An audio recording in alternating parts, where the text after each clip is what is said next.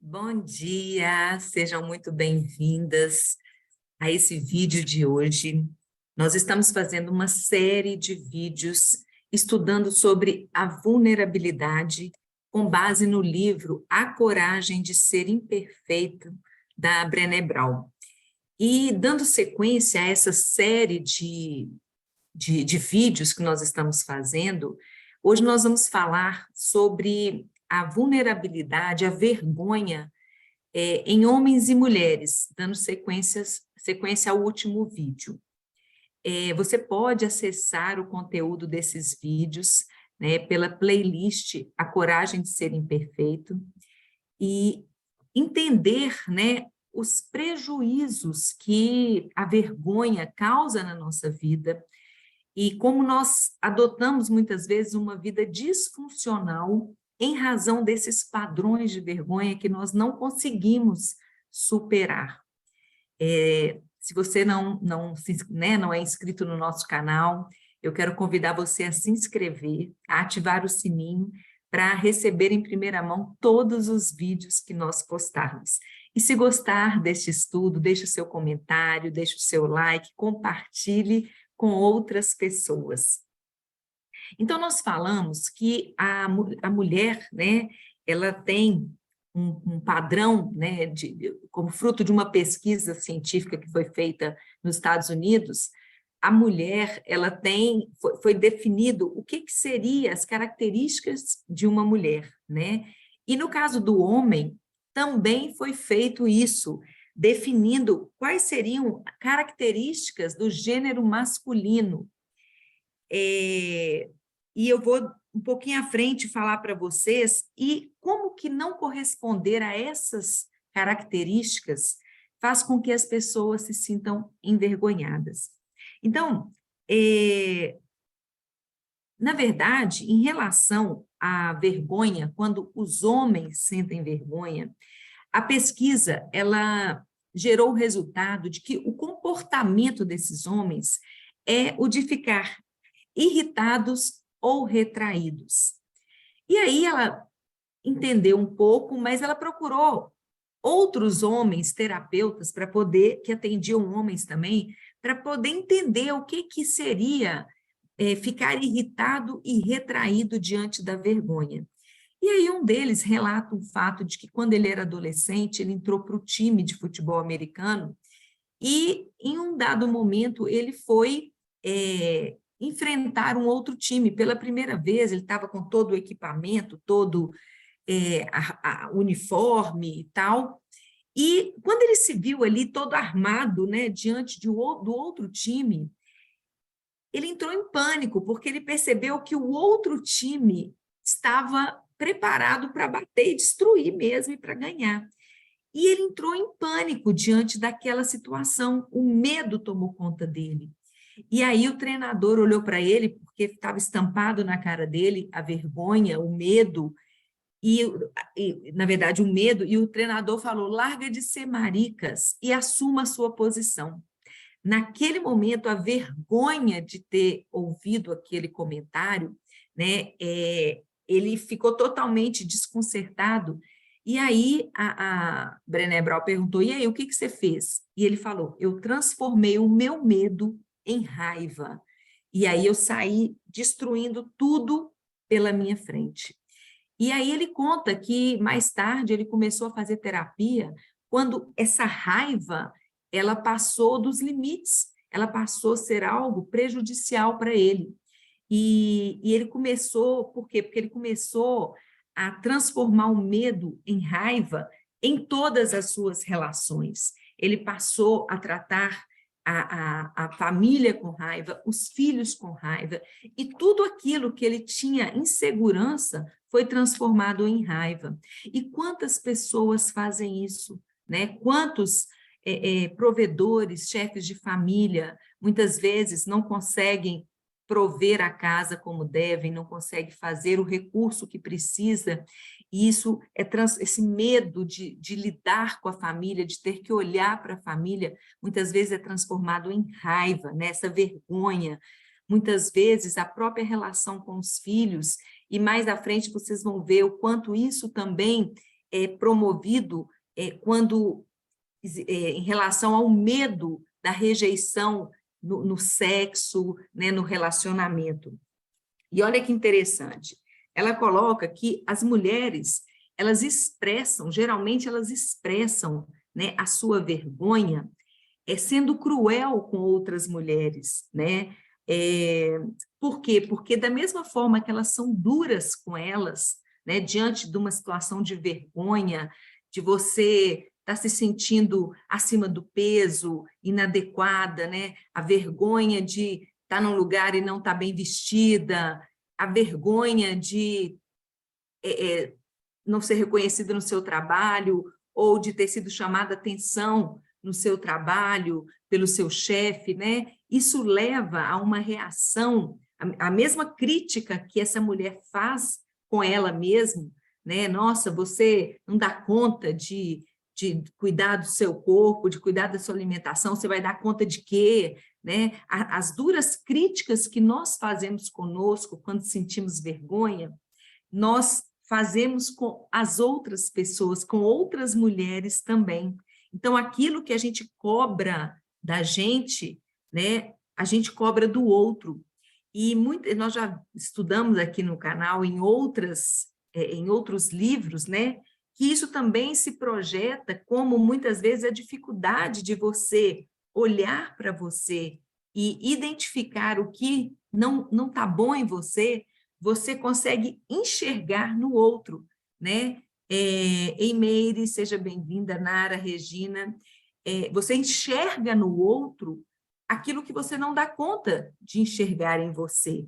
Então, muitas vezes, se você está se saindo pior do que eu em alguma coisa, eu imagino que as minhas chances de sobrevivência sejam maiores.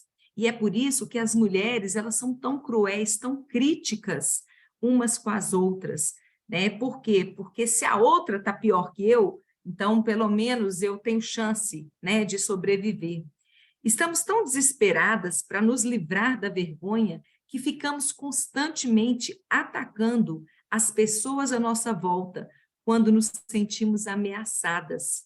A ironia é que a pesquisa revelou que as mulheres, elas julgam as outras exatamente nas áreas em que elas são vulneráveis, né? É uma mulher que está acima do peso criticando a outra que está acima do peso, né? É a mulher cujo marido tem uma característica, ou seja, vive bebendo demais, criticando o marido da outra que bebe demais, né? E aí é por isso que a gente diz que as pessoas não se enxergam. Por quê? Porque elas criticam no outro aquilo que elas têm o telhado de vidro. Olha que interessante, né? Então, se me sinto bem em relação à educação dos meus filhos, eu não tenho interesse em julgar as pessoas na educação dos seus filhos. Nós somos cruéis umas com as outras porque usamos essas mulheres como alvo de nossas insatisfações com as deficiências vergonhosas que carregamos. E muitas vezes nós não damos conta de lidar com a nossa própria vergonha, com as próprias deficiências. E aí o que a gente faz? A gente projeta isso no outro, né?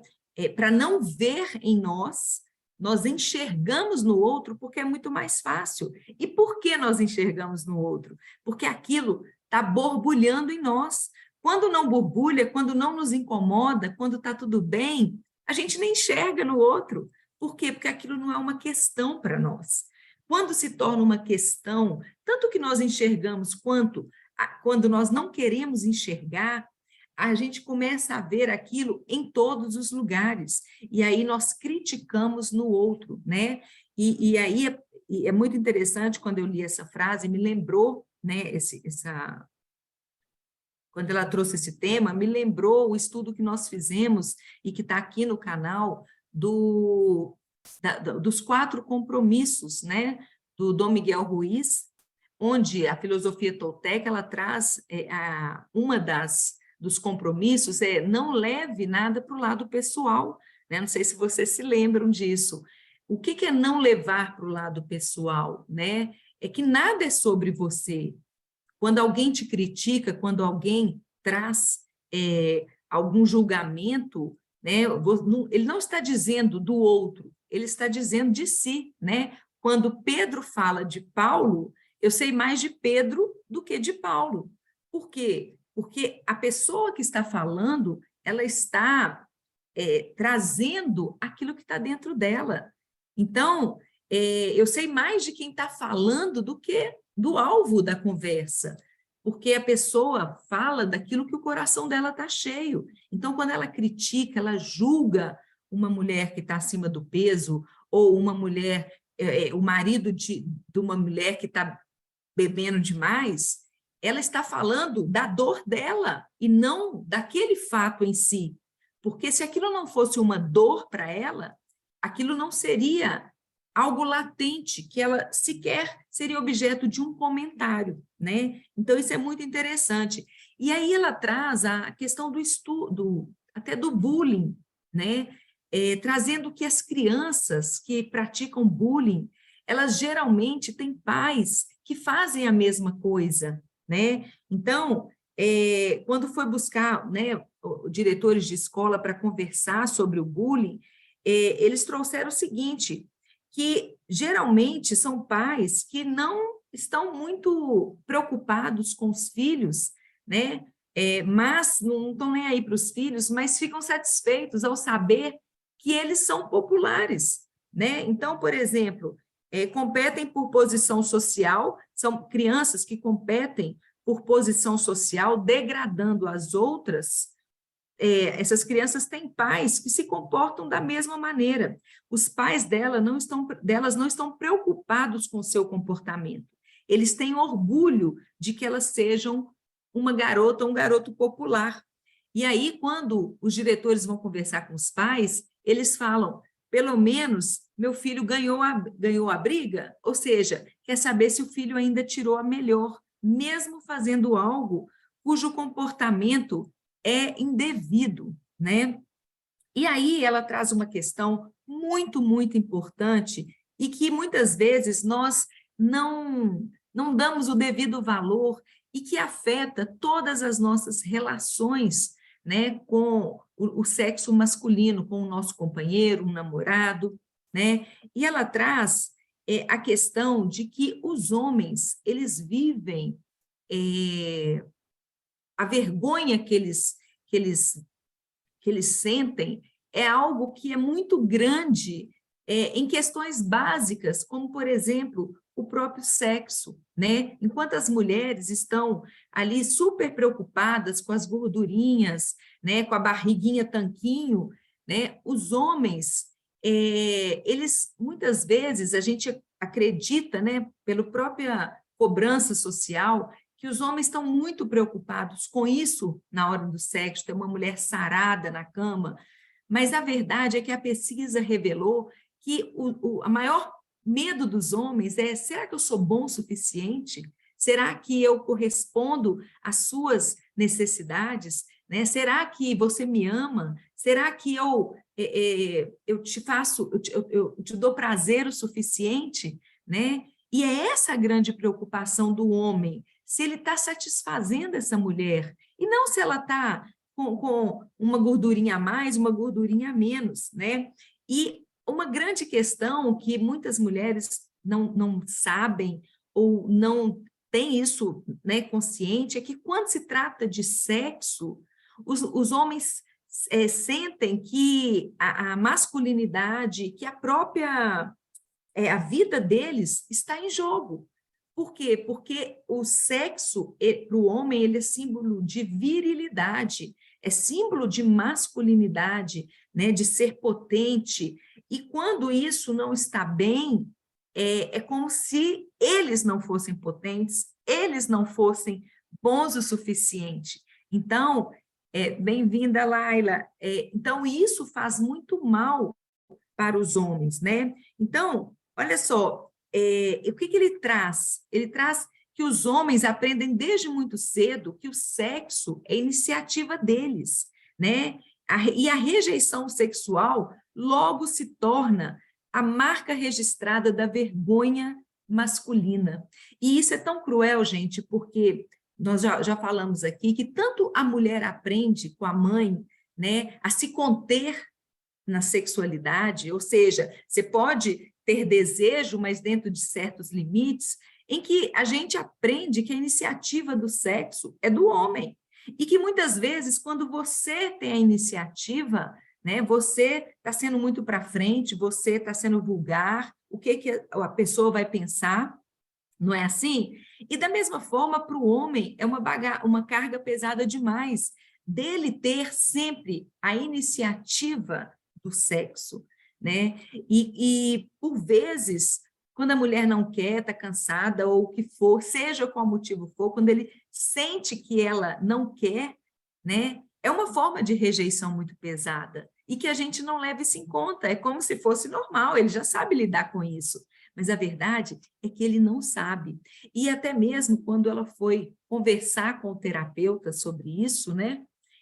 Com outros terapeutas e terapeutas que atendem o sexo masculino, ele mesmo confessou, né, que eu confesso que quando a minha esposa não está interessada em sexo, eu ainda tenho dificuldade para lidar com o sentimento de rejeição.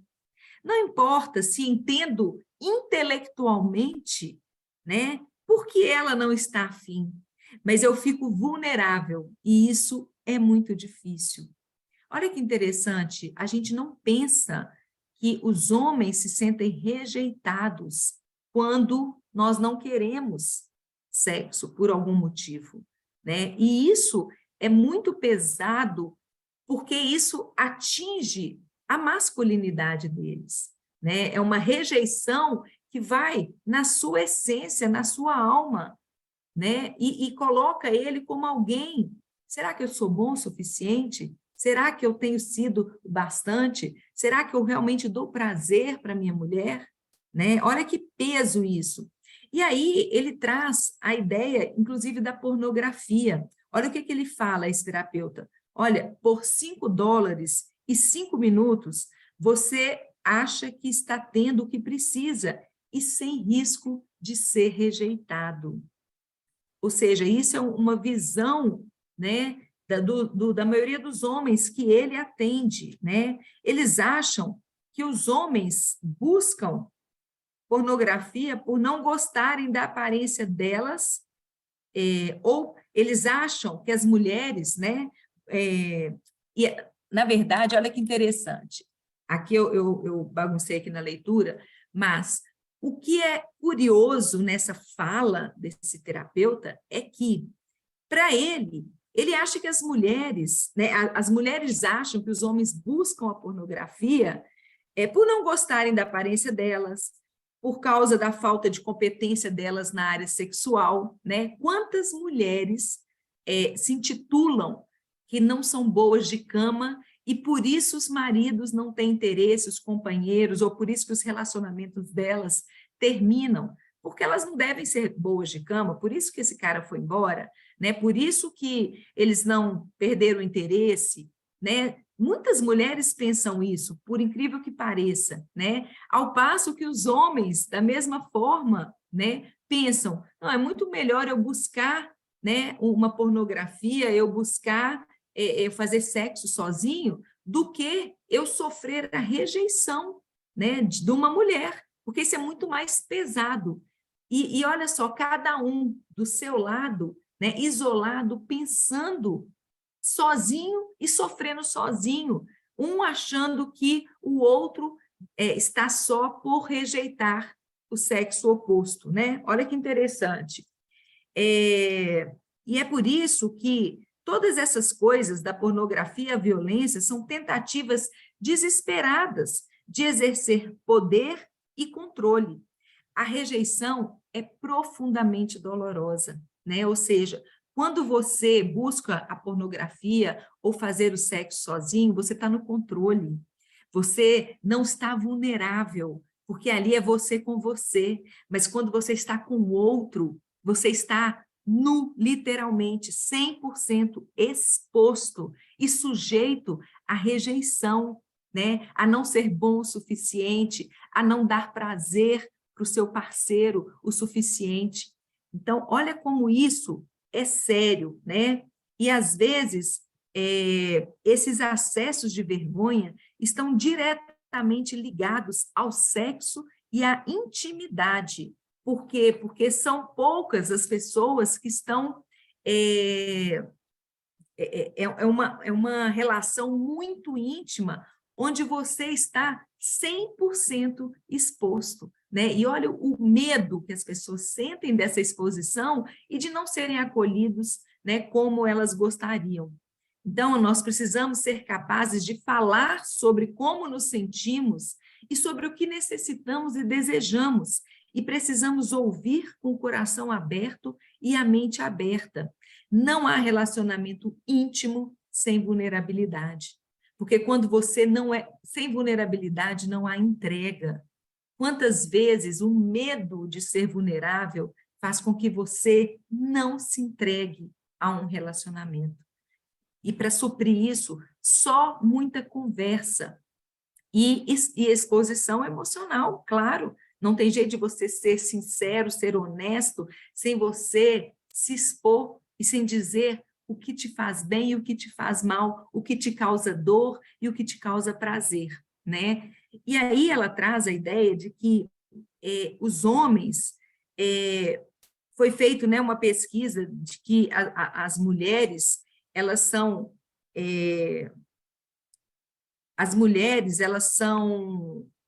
a feminilidade das mulheres, né, ela é vista, como nós já dissemos, né, muito pela aparência, né, por ser boa mãe, por sempre atributos externos, né? Enquanto para o homem também esses atributos de ser o provedor, de ser o machão, né, de ter essas características de poder, de domínio, né? E que muitas vezes as mulheres elas reagem à vergonha com críticas e provocações, e os homens eles se calam ou reagem com raiva, né? E que o sucesso do nosso relacionamento ele está onde? Na vulnerabilidade, no amor, no humor, no respeito, no esforço para se libertar da vergonha e uma vida livre de culpa. Então, todo relacionamento, né, e aí ela traz um pouco da experiência do casamento dela de 18 anos, ela atribui esse sucesso a isso, a você vencer o medo da culpa, vencer a culpa e vencer o medo, né, da vulnerabilidade, expor a vergonha, né, e ter um bom diálogo. E aí ela coloca o seguinte, que a vergonha é uma experiência incrivelmente dolorosa, né? E essa vergonha, quando ela é provocada, né, pelo cônjuge ou pelos pais, que são as pessoas mais propensas, né, de expor, né, os filhos ou o companheiro ou companheira, e por que isso? Porque são pessoas que convivem conosco muito intimamente e que sabem das nossas vulnerabilidades. Então, que a maior vergonha ela é provocada por essas pessoas, que são pessoas dignas da nossa confiança. E que, quando isso acontece, por mais que você peça desculpa, existe ali algo se racha, né? Uma dor se instala muito grande, exatamente por serem pessoas que nos conhecem profundamente e usam algo que nos é doído para quê? Para poder nos expor e nos machucar. E aí não importa se é num momento de raiva, se é num momento, né, em que ela está fora de si, mas o fato é que a pessoa, alvo dessa vergonha, ela vai ser machucada profundamente na sua alma por conta desse comportamento. E aí ela traz uma definição de amor que eu achei assim, muito bacana e diferente do que a gente está acostumado a ouvir. Cultivamos o amor quando permitimos que nosso eu mais vulnerável e poderoso seja totalmente visto e conhecido. E quando honramos a conexão espiritual que surge dessa ação com confiança, respeito, gentileza e afeto. Ou seja, só existe amor quando permitimos que o nosso eu mais profundo se mostre e seja visto pelo outro. E quando nós honramos essa conexão espiritual que surge a partir disso, com respeito, com confiança, com gentileza e com afeto. O amor não é algo que damos ou recebemos, é algo que nutrimos e fazemos crescer. Um vínculo que só pode ser cultivado entre duas pessoas quando existe em cada uma delas. Ou seja, você só consegue cultivar, nutrir e fazer crescer o amor quando você se ama, quando existe amor dentro de você. Só podemos amar alguém na medida em que amamos a nós mesmos. Vergonha, culpa, desrespeito, traição e negação de afeto danificam as raízes que fazem o amor crescer. O amor só consegue sobreviver a essas agressões se elas forem reconhecidas, curadas e não acontecerem com frequência. Olha que interessante essa versão, ou seja, todos esses sentimentos negativos que nós temos, né, de culpa, traição, desrespeito, danifica a raiz. O que é a raiz? É algo mais profundo, é aquilo que é capaz de fazer crescer e multiplicar, né, aquele sentimento. E é por isso que nós precisamos cuidar muito disso. E, eventualmente, quando acontecer um desrespeito, uma culpa, uma vergonha, é preciso conversar, compartilhar isso, não colocar debaixo do tapete e fingir que não aconteceu nada, porque senão aquilo vai virar um fantasma na vida daquele casal, né? Eu ouvia repetidamente dos participantes que o amor próprio era um pré-requisito para amar os outros. E isso nós sabemos, né? Um avião, ele só voa com duas asas, que é a asa do amor próprio e a asa do amor ao próximo. Se você só amar a você e negligenciar os outros, não existe amor. Mas se você amar só os outros também e não amar a si, também não existe amor, porque esse amor ele vai ser extremamente limitado, né? E não vai nutrir ninguém. Essa é que é a verdade, né? E aí ela traz a ideia do tornar-se autêntico, né? E trazendo que os atributos ligados à masculinidade, né, segundo uma pesquisa feita nos Estados Unidos, é a conquista, controle emocional, assumir riscos, violência, domínio, hedonismo, autossuficiência, supremacia no trabalho, poder sobre as mulheres, desprezo à homossexualidade e busca de status. Olha, gente, como a visão da sociedade, né, a visão do masculino para a sociedade é aquele que tem poder sobre as mulheres, despreza a homossexualidade, da autossuficiência, da supremacia no trabalho, né, do domínio, da violência, assumir riscos, ou seja, é o que mostra a virilidade, o poder, né? Então, a sociedade cobra do homem e da mulher, né? Essa postura, você é machão à medida em que você corresponde a essas expectativas sociais, né? De ser bem-sucedido, de ser viril, de ter domínio sobre as mulheres, né? De ter autossuficiência, supremacia no trabalho, e rejeitar a homossexualidade. E aí ela traz um caso, né, que muitas vezes, para você estar num grupo, você tem que se submeter às regras do grupo, né? E aquilo, muitas vezes, até contra os seus conceitos, os seus valores, né? A questão da homossexualidade é algo muito real. Olha, se você é macho, você tem que ser contra os homossexuais. Você tem que rejeitar, não gostar, não conviver. Olha que ideia que essa sociedade machista ainda, né, cultiva, cultua, né? E se você não é contra, não basta você ser neutro. Se você não é contra, você deve ser um marica, né? Então, isso é muito pesado.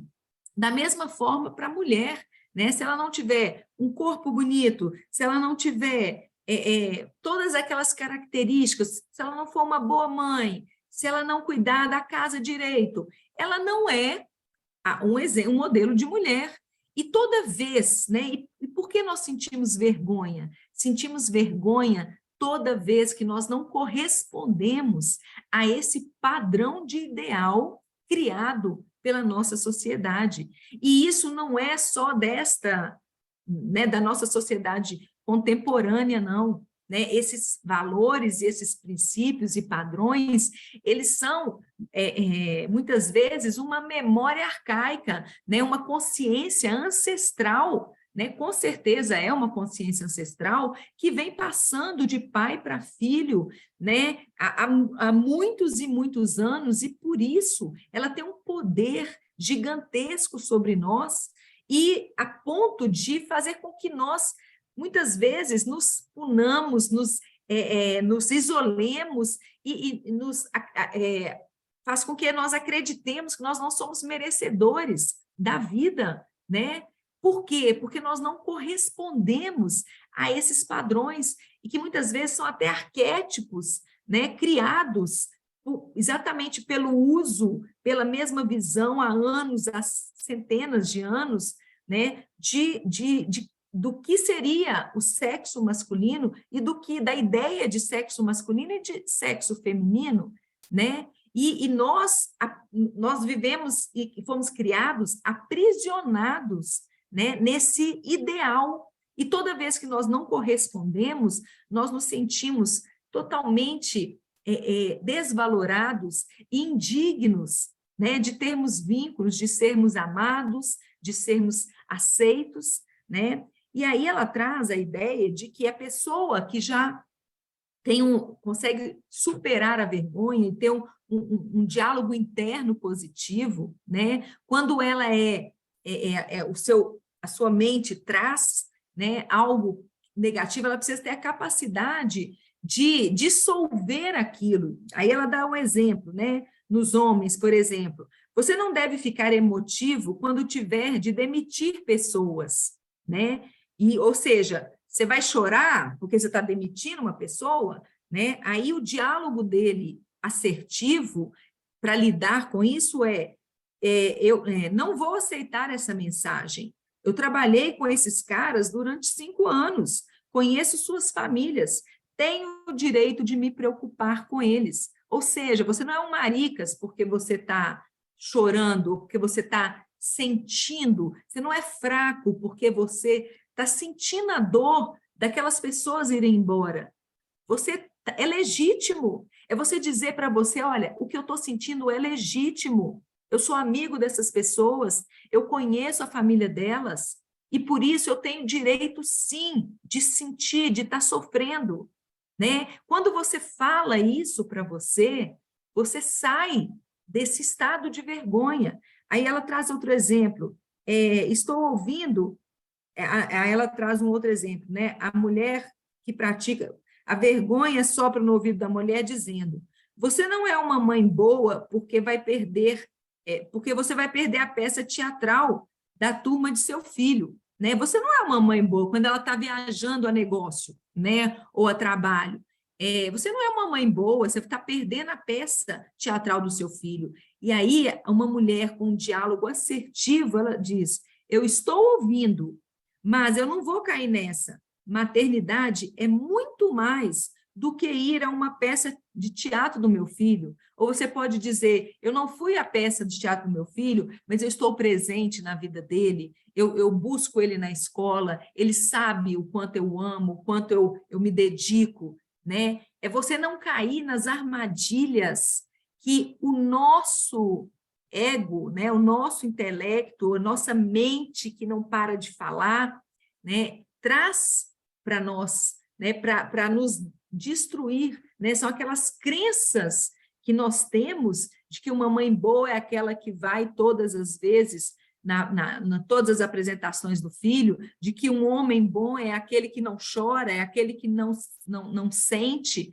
né? O homem másculo, né? E aí, isso é o quê? É uma consciência arcaica que traz isso para você, são crenças e aprendizados que o tempo inteiro está vindo à tona. Olha, toda vez que você quer fugir de um padrão familiar, toda vez que você quer fugir de um padrão social, a sua consciência ela te destrói, te impondo um outro comportamento, né? E fazendo com que você se sinta culpada. Por quê? Porque você não está correspondendo àquele padrão ideal de comportamento, né? Da sua ancestralidade, da sua família, da sua sociedade. Os homens se sentem cada vez mais isolados e o medo do fracasso os paralisa. As mulheres se sentem exaustas e, pela primeira vez, enxergam claramente que as expectativas do começo são impossíveis de cumprir.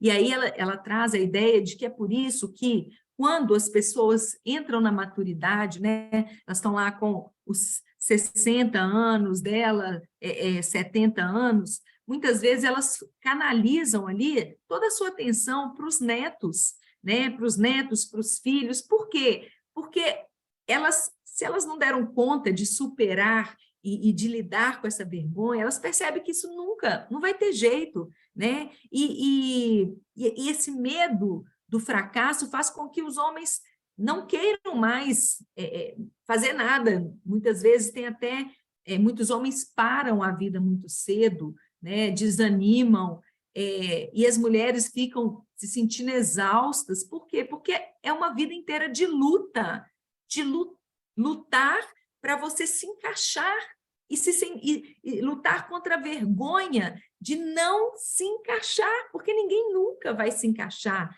a todo esse padrão, né, de beleza, de sucesso, de poder que é estabelecido para nós, né? E muitas vezes é melhor você concentrar suas energias em outro lugar do que você ter que lidar com isso, né? E isso é o padrão que muitas vezes muitas pessoas fazem. Jogar essas listas de como nós deveríamos ser é um ato de coragem, né? Amar a nós mesmos e nos apoiarmos mutuamente no processo de nos tornarmos autênticas, talvez seja o maior gesto de viver com ousadia. Então, assim, ou as pessoas elas vão abrir mão disso e falar, olha, é impossível corresponder, e aí eu vou tirar meu foco disso, porque eu não dou conta de lidar, e vou canalizar em outra coisa, ou eu vou realmente ter a coragem, né, de jogar fora, né, e começar a lidar com o não me preocupar com me encaixar nesse padrão, em como eu deveria ser, né? Então, são duas atitudes muito doídas. Por quê? Porque abrir mão dessa lista de como deveríamos ser é algo que eu vou dizer que talvez seja algo, talvez o mais difícil, e talvez nós vamos dar conta de abrir mão de algumas coisas, mas não de muitas coisas, porque quando a gente abre mão dessa lista, a gente abre mão do nosso direito de pertencer, porque muito dessas listas elas estão diretamente relacionadas, né, a esse padrão familiar, a essa consciência arcaica, que é uma pressão gigantesca que exerce uma pressão gigantesca sobre nós. E quando a gente não corresponde minimamente a esse padrão, quando a gente está se desconectando do nosso clã, né? E abrir mão disso é algo praticamente impossível. Ninguém quer abrir mão de pertencer, ninguém quer abrir mão desses padrões familiares, por mais que a nossa vida é uma luta entre abrir mão desse padrão e não abrir, entre conciliar o meu desejo, o que eu desejo, com o que desejam que eu seja, né? Então, esse é o nosso desafio. Então, a vida inteira as pessoas vivem lutando para se libertar, né? Mas muitas não aceitam essa luta e preferem não encarar e não lidar com isso. Então, quaisquer das duas escolhas são muito difíceis, né, de serem exercidas. E por isso, essa busca pela liberdade é algo que todos temos, esse desejo, né, de nos libertar desses padrões aprisionantes e que nos expõe diuturnamente, né, a necessidade de lidar com a nossa vulnerabilidade e com a nossa vergonha de não corresponder a esse padrão ideal que esperam de nós. Então, gente, diante, né, dessas informações, desse estudo, que tanto, né, traz clareza e entendimento do porquê é tão difícil, né, lidar com esses desafios, né, eu encerro esse vídeo, né, deixo aí, espero que vocês tenham gostado, quero que vocês deixem o seu comentário, o que fez sentido para vocês, o que tocou o coração de vocês, né, para que eu possa conhecer um pouquinho dessa dor, um pouquinho do que permeia aí o coração de vocês, e se vocês entenderam, né, realmente essa mensagem. Então, deixe o seu comentário, compartilhem, e se vocês ainda não se inscreveram no canal, se inscrevam. Um forte abraço, até o próximo vídeo. Tchau, tchau.